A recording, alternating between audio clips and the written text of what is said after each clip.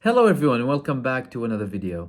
I want to talk to you about three main subjects tonight. The first one is the latest attacks in Syria. Israel has been attacking Syria for very many years. It has increased the attacks during this genocide in Gaza. It targeted multiple locations that are apparently belonging to the Iranian forces in Syria, and some locations for the Syrians as well. With regards to today's attack, this attack happened just earlier on tonight. They attacked three locations near Damascus. Now, the Syrian regime reports from Syria came up and said that the air defenses intercepted most of these attacks. However, with the level of bombings that we've seen in Syria, clearly some of them landed. There have been images released by people from Syria on social media about big, massive blasts. Apparently, these were linked to Iranian forces based in Syria. The Syrian government could have potentially claimed that they intercepted all of them to take off the option for retaliation. The last thing they want in the Syrian government is to participate directly as a government in this war. Syria, they have a lot of things going on in the country. Obviously, they've been in civil war for over 13 years approximately now, and they would rather play a more back role when it comes to this war and the supporting of the resistance, similarly to Iran, although not at the same extent and the same level. But they would rather just support and allow certain actions to be taken within Syria, but not by the Syrian government directly. And we have seen many attacks from Syria during this genocide.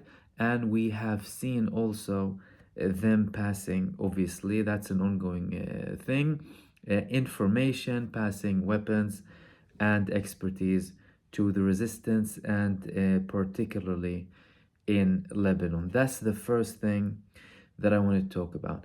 The second thing is we had an interesting development from Lebanon. So we've had these escalations with Hezbollah in the past few days.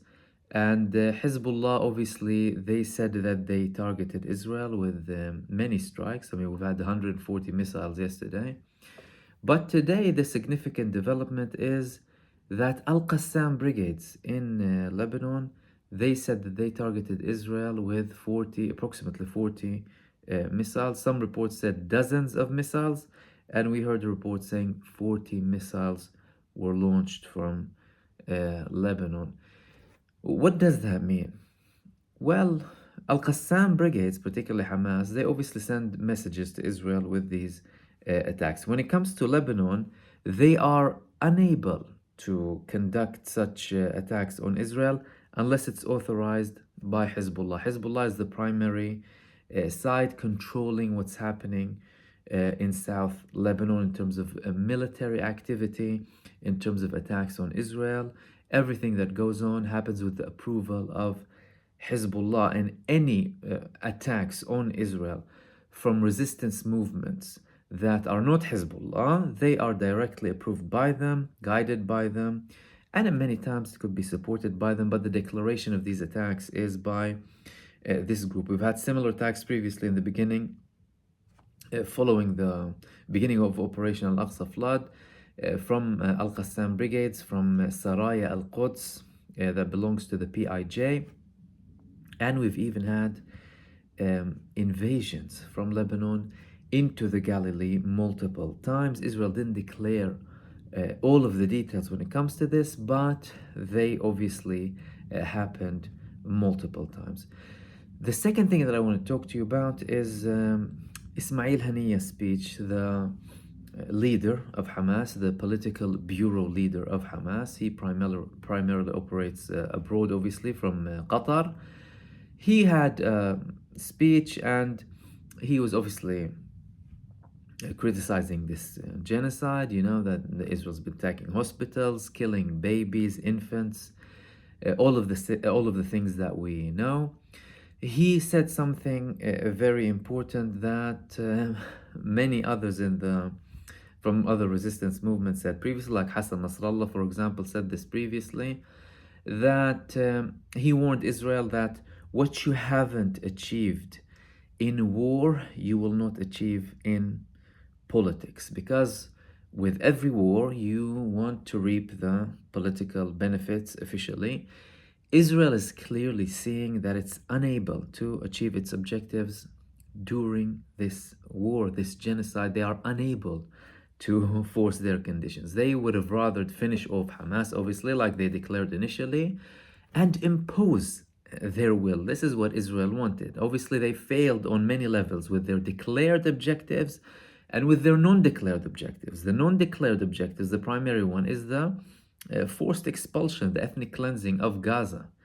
This is why they committed this mass genocide and still do, because they want to expel the population. That didn't work. That was the biggest thing before eliminating Hamas, by the way. And that obviously wasn't an official objective of the war, but we've heard many slips from government officials in Israel regarding this. However, when it comes to the declared objectives of the war, they said they want to eliminate Hamas. They want to eliminate Hamas and make sure that Gaza does not pose a threat to Israel following this genocide. They're clearly unable to defeat Hamas, and there are even talks from within Israel about the day after, assuming that Hamas will have some sort of a civil role. Hence why some military figures in Israel are warning that if Hamas has any civil role following this genocide, whether in a technocratic government or directly through any sort of dealing with the Fatah movement, that will enable them to recruit for their military wing, and they're worried about that in Israel. Now that they can't achieve those objectives of the war, the declared and non-declared objectives, they're obviously going to try to achieve them with politics. However, Hamas is not submitting to the pressure, and the pressure is increasing. We had Palestinian figures confirming that Hamas is going under pressure. Now, this pressure could be from some of the mediators, by the way. We're not sure of it, but clearly there is some sort of pressure on them. However, with regards to this political or diplomatic pressure, let no one be fooled. That won't work with Hamas, because if you cannot enforce or impose your will on such a movement by brutality, by military force, by genocide, by this destruction, this barbaric destruction that Israel caused, you will not be able to force them into your conditions by diplomatic routes. He also noted that this obviously analysis regarding the political achievements, that Israel won't be able to achieve the whatever it didn't get with war in politics. The analysis of it was from me. Obviously, he ended at that, but then he continued in his speech that if Israel does invade Rafah, they will find what they found in other parts of Gaza in terms of resistance. It's not like Rafah is going to be a walk in the park. He also added that this is a battle of the nation, the Arab and Muslim nation, not just the battle of Gaza. And he also said, while we appreciate some of the support that the Arab nations are giving us, we are expecting more. This is not enough. We need to end people's suffering. We need to end the starvation and the suffering of the people. He also sent a starking warning, really, that Israel is preparing for the West Bank what they're preparing for Gaza. He hasn't elaborated too much regarding this, but this is something that was mentioned since the beginning of this war, by the way, including by figures that are non-Palestinians. Like one of the people who mentioned this was the Egyptian president. He said they're planning to expel the Gaza and then they'll go to the West Bank. That's why you've had harsher tones from Jordan, for example. Obviously, we all have the criticism of the lack of enough action, support, and lack of ability or lack of taking action to stop the genocide, definitely. However, in terms of clarification, their statements, they were obviously against what's happening, and it even led the Jordanian foreign minister Ayman al-Safadi to say that if Israel were to expel the Palestinians in Gaza and expel the Palestinians in the West Bank, that would be a declaration of war. This term wasn't used previously from Jordan particularly. Obviously, how would they deal with it in terms of war? That's a different story, and we obviously are not close um, to that yet. In my live stream tonight, I'm going to be talking about exactly what happened in Gaza today. We've had very unique attacks from the Palestinian resistance on Israel. So for those of you who join me nightly, join me at 9:30. Members and subscribers can join in, participate in the discussion. And I will look forward to seeing you soon in the next video. Take care.